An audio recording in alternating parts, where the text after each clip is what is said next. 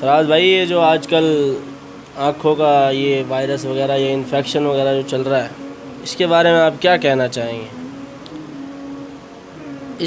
اس دنیا کے اندر جو کچھ بھی ہو رہا ہے بلا وجہ نہیں ہوتا، اس کی کوئی نہ کوئی وجہ ہوتی ہے۔ اللہ پاک کے ہر کام کے اندر کوئی نہ کوئی حکمت ہوتی ہے۔ ابھی آنکھوں کی جو انفیکشن چل رہی ہے، اس کے اندر جو ہے بہت سے لوگوں کو فائدہ بھی ہو رہا ہے، بہت سے کو نقصان بھی ہو رہا ہے۔ نہیں، اس میں نقصان تو ہے، فائدہ کس کو ہو رہا ہے؟ اس میں بہت سوں کے لیے امتحان بھی ہے۔ فائدہ اس کے، نقصان تو یہ ہے کہ لوگوں کی آنکھیں خراب ہو رہی ہیں، کسی کی آنکھوں میں خارش ہے، کوئی انفیکشنز ہے۔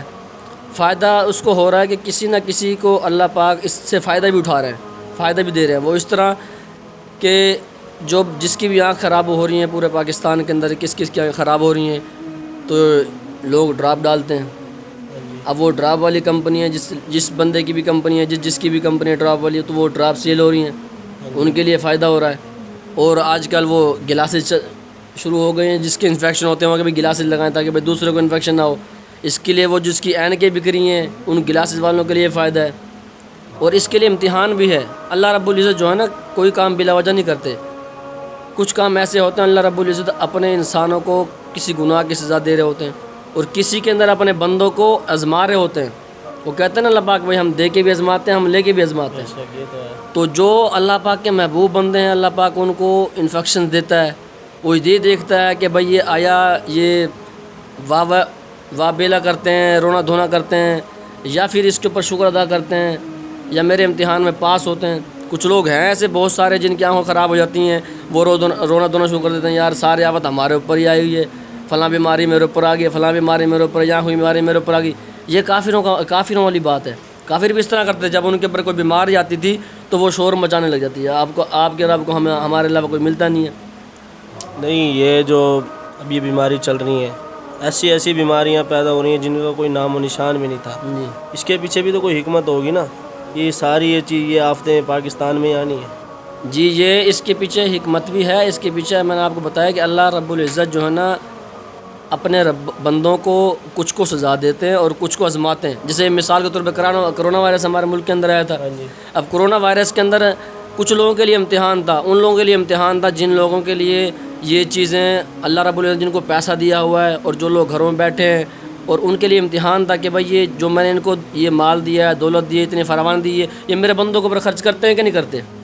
ان کے لیے بھی امتحان تھا جن کی چیزیں چل رہی تھی اس دور میں، انہوں نے چیزوں کا ریٹ اپ کر کے بیچا ہے، بلیک کر کے بیچا ہے، ان کا ناجائز فائدہ اٹھایا ہے۔ اور کسی نے کیا کیا، لوگوں کی خدمت بھی کی ہے، لوگوں کو گھر گھر کھانا تقسیم کیا، ان کے اخراجات کو پورا کیا ہے۔ تو یہ اللہ کی طرف سے امتحان بھی ہوتا ہے، اللہ کی طرف سے سزا بھی ہوتی ہے۔ یہ دونوں چیزیں ہوتی ہیں، اور کسی کو فائدہ بھی ہو رہا ہوتا ہے اس چیز سے۔ تو اس کی جو وجہ ہے، یہ ہمارے اعمال بھی ہو سکتے ہیں۔ جی بالکل ہی دیکھو، ایک مرتبہ آپ وسلم بیٹھے تھے تو کچھ چیزیں ایسی زمین سے آسمان کی طرف جا رہی تھیں، اور کچھ چیزیں آسمان سے زمین کی طرف آ رہی تھیں۔ تو اللہ کے نبی نے جبرائیل علیہ السلام سے پوچھا کہ یہ کیا چیزیں ہیں کہ کچھ آسمان کی طرف جا رہی ہیں اور ویسے ہی زمین پہ اسی کے ساتھ آ رہی ہیں؟ تو جبرائیل علیہ السلام نے عرض کی کہ یا رسول اللہ صلی اللہ علیہ وسلم، یہ آپ کی امت کے اعمال ہیں۔ جیسے آپ کی امت کے اعمال آسمان پہ جاتے ہیں، اللہ پاک ان کے اوپر ویسے ہی فیصلے بھیجتے ہیں۔ تو یہ بھی کہہ سکتے ہیں کہ یہ ہمارے اعمالوں کی سزا بھی ہو سکتی ہے۔ جن لوگوں کے اعمال ٹھیک ہیں ان کے لیے سزا ہے، جن کے اعمال ٹھیک ہیں ان کے لیے امتحان بھی ہے، ان کے لیے فائدہ بھی ہے۔ یہ تو پھر ہم سمجھ سکتے ہیں نا، یہ تو ہمیں ہمارے اعمالوں کی سزا مل رہی ہے۔ آپ دیکھیں سوشل میڈیا پہ کتنی بے حیائی ہے پاکستانیوں نے جو پھیلائی ہوئی ہے، اس کے بارے میں آپ کیا کہیں گے؟ جی، یہ ہمارے اس پاکستان کے اندر تو بہت زیادہ اس چیز کی ضرورت ہے کہ ساری پاکستان کے لوگ، ساری امت مسلمہ ایک یکجا ہو کر اللہ پاک سے استغفار کرے، اللہ پاک سے توبہ طیب کرے، کیونکہ اللہ پاک نے اتنی ناراضگی ان کے اوپر نہیں ہوئی جنہوں نے خدائی کا دعویٰ کیا۔ مثال ہے جیسے فرعون ہے، نمرود ہے، قارون ہے۔ فرعون نے خدائی کا دعویٰ کیا، لیکن اللہ پاک نے ان کو پانی کے عذاب سے غرق کیا۔ قارون نے خدائی کا دعویٰ کیا، نمرود نے خدائی کا دعویٰ کیا، اللہ پاک نے مچھر سے اس کو مارا۔ لیکن جو قوم شعیب تھی، قوم لوط تھی، جو اور قومیں تھیں، ان کے اوپر اللہ پاک نے 3 قسم کے، 5 قسم کے عذاب بھیجے۔ ان کی وجہ کیا تھی؟ انہوں نے خدائی کا دعویٰ نہیں کیا۔ ان کی وجہ یہ تھی کہ ان کے اندر یہ برائیاں پائی جاتی، یہ زنا، یہ جھوٹ، اور یہ جو ہے نا ڈاکہ ڈالنا، یہ چوری کرنا، اور ہم جنسی کی یہ جو گناہ تھے، یہ چیزیں ان کے اوپر یہ گناہ تھے، اس وجہ سے اللہ پاک نے ان کے اوپر 5 قسم کے، کسی کے اوپر 3 قسم کے، کسی کے اوپر 2 قسم کے عذاب ڈالے۔ تو یہ ساری بیماریاں جو پہلی امتوں کے اندر تھی، یہ ساری آج اس امت مسلمہ کے اندر پائی جاتی ہیں۔ زنا ہے، چوری ہے، ڈکیٹی ہے، ناپ تول میں کمی ہے، سود کے بازار گرم ہیں، اور ناچنے کے والے بازار گرم ہیں، ہمارے بازار جھوٹ سے گرم ہوئے پڑے۔ تو اس چیز سے جو ہے نا بچنا ہے، اس چیز کے لیے جو ہے نا توبہ کرنے اور اپنی زندگی کو آپ صلی اللہ علیہ وسلم کے مطابق گزارنا ہے۔ اسی کے اندر ہی اللہ پاک خوش ہوں گے۔ اگر اللہ راضی ہو گئے تو بات بن جائے گی۔ اللہ راضی اس طرح ہوئیں گے کہ اللہ کے حکم کو آپ صلی اللہ علیہ وسلم کے مطابق پورا کریں گے تو اللہ راضی ہو جائیں گے۔ اس دنیا کے اندر انسان جو اللہ پاک نے بھیجا ہے نا، وہ ایک اچھی آخرت بنانے کے لیے بھیجا ہے، ایک اچھی موت بنانے کے لیے بھیجا ہے۔ ہم تو یہاں کے ہیں نہیں۔ یہ اشرف المخلوقات جو انسان نے بنائی، یہ جو انسان ہے، یہ تو ہے جنت کی مخلوق۔ جنت کے اندر سے ہمارے آدم علیہ السلام سے غلطی اللہ پاک نے سزا کے لیے دنیا کے اندر بھیج دیا۔ ہم دنیا کے اندر سزا کاٹ رہے ہیں۔ ہم تو یہاں جب انسان جیل میں چلا تھا کیسے توبہ طائب کرتا ہے، پولیس والوں سے معافی مانگتا ہے، عدالت سے معافی مانگتا ہے، ہر انسان سے معافی مانگ میں غلطی ہوگی دوبارہ نہیں کروں گا۔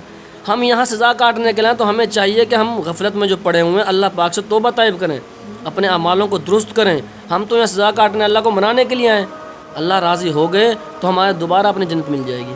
اگر اللہ خدا نخواستہ ناراض ہو گئے، اور اس وقت اللہ پاک ناراض ہیں، یہ سیلاب کے عذاب، یہ کرونا وائرس کے عذاب، یہ آنکھوں انفیکشن، اور یہ بے ٹائم کا بے موسم کی برساتیں، فصلوں کا تباہ ہونا، یہ سب اللہ پاک کی ناراضگی ہے۔ تو اس کے لیے یہ چاہیے کہ اپنے اعمالوں کو درست کریں اور ساری امت مل کے جو ہے توبہ استغفار کرے۔ یہ وہ کتنی دردناک حدیث ہے کہ آپ صلی اللہ علیہ وسلم نے فرمایا کہ جو قیامت کے قرب میں جو یہ عورتیں ہوں گی، ان کا لباس ایسے ہوگا جیسے گویا کہ وہ ننگی ہیں۔ حالانکہ لباس ان کے ہیں، لیکن انہوں نے نمائش اس طرح کی ہوئی ہے کہ لگتا ہی نہیں ہے کہ وہ لباس ہیں۔ تو یہ اس طرح کی چیزیں بھی تو ہماری جو تنزلی کا شکار ہے نا پھر۔ جی بالکل۔ اب بلکہ یہ لباس تو لباس، اب تو عورتوں کے برقعے اس طرح آ گئے ہیں کہ برقعے اتنے برے آ گئے ہیں کہ اس کے اندر نہ گنجا جاتا ہے۔ اور اس میں یہ بھی ہے کہ خالی وہ عورتیں گناہ گار نہیں ہیں، ان کے جو سرپرست ہیں انہیں بھی سزا دی جائے گی۔ جی یہ بالکل ہے کہ ایک عورت اپنے ساتھ 4 آدمیوں کو جہنم میں لے کے جائے گی۔ ایک وہ ہوگا جو اس کا والد ہوگا، ہاں جی، ایک اس کا بھائی ہوگا، ایک اس کا خاوند ہوگا، ایک اس کا بیٹا ہوگا، کیونکہ یہ 4 مردوں کا اس کے ساتھ محرم کا تعلق ہے۔ ان کا حق بھی ہے، ان کا حق ہے کہ وہ جو غلط کام کریں یا بے پردگی کریں، کوئی بھی اس طرح کا حرکت کریں، تو ان کا حق ہے والد کا، باپ کا، شوہر کا، بیٹے کا، ان کو منع کریں۔ تو ایک عورت جہنم میں 4 آدمیوں کو لے کے جائے گی۔ اس لیے ہمیں اپنی عورتوں کے اوپر بھی اور اپنے اعمالوں کے اوپر بھی زیادہ غور کرنے کی ضرورت ہے اور استغفار کرنے کی ضرورت ہے۔